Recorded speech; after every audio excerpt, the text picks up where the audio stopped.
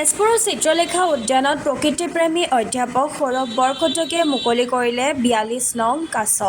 HDFC বেংকত কৰ্মৰত দুজন যুৱক কল্পজ্যোতি নাথ আৰু জিতু শইকীয়া। তেওঁলোক দুয়োজনে আজি কলিয়াবৰ দলঙৰ তলত ব্যক্তিৰ ঘৰৰ এটা গাঁতত এটি কাছ পৰি থকা অৱস্থাৰ কথা গম পায়। তেওঁলোকক এই খবৰ দিয়ে স্থানীয় ব্যক্তিয়ে। দিনৰ 11 মান বজাত দুয়োজন যুৱকে মিলি কাছটো উদ্ধাৰ কৰে। উদ্ধাৰৰ পিছতে দুয়োজনে কাছটোৰ বিষয়ে সৰ্প বিশেষজ্ঞ অধ্যাপক সৌৰভ বৰকটকীক অৱগত কৰে। ইয়াৰ পিছতে অধ্যাপক বৰকটকীয়ে দুয়োজনকে তেজপুৰলৈ মতাই আনি তেজপুৰৰ চিত্ৰলেখা উদ্যানৰ পুখুৰীত কাছটো মুকলি কৰি দিয়ে।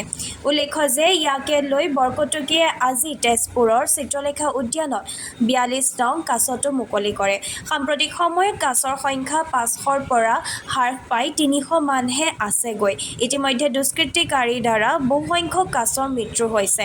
পৃথিৱীৰ প্ৰাচীনতম প্ৰাণীসমূহৰ অন্যতম কাছ।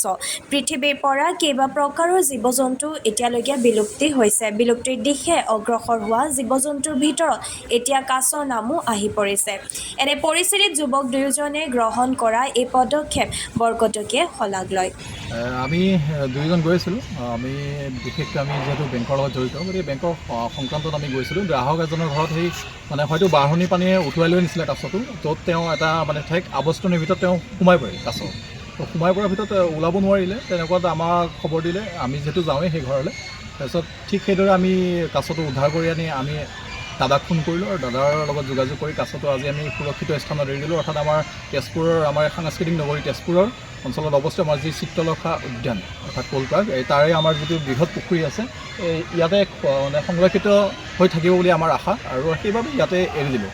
আৰু যিহেতু কাছ বিশেষকৈ বিলুপ্ত হৈ গৈছে আৰু অনাগত দিনত ভৱিষ্যত প্ৰজন্মই যাতে কাছ এই সৰীসৃপ প্ৰজাতিটো যাতে সকলোৱে যাতে দেখা পায় বা কাছবিধ যাতে চাব পাৰে, তাৰ বাবে ভাবিলোঁ এক সুৰক্ষিত স্থান ৰাখিলে আমাৰ সকলোৰে বাবে ভাল হ'ব। ধন্যবাদ জনালোঁ, আপোনালোক বহুত ধন্যবাদ। এইটো বন্যপ্ৰাণী চিডিউল 1ত পৰে কাছ মৰাটো অপৰাধ, কাছ ধৰাটো অপৰাধ। আৰু আজিকালি কোনোবাই যদি দুষ্কৃতিকে কাছ ক'ৰবাত মাৰিছে, ক'ৰবাত ধৰিছে, আমাৰ লগত যোগাযোগ কৰিব, আমি তাৰ বাবে ব্যৱস্থা ল'ম। আৰু মই পুনৰ কল্প আৰু হীৰকক মই ধন্যবাদ জনাইছোঁ, জিতুক ধন্যবাদ জনাইছোঁ এনেকুৱা এটা শুভ কাম কৰাৰ বাবে।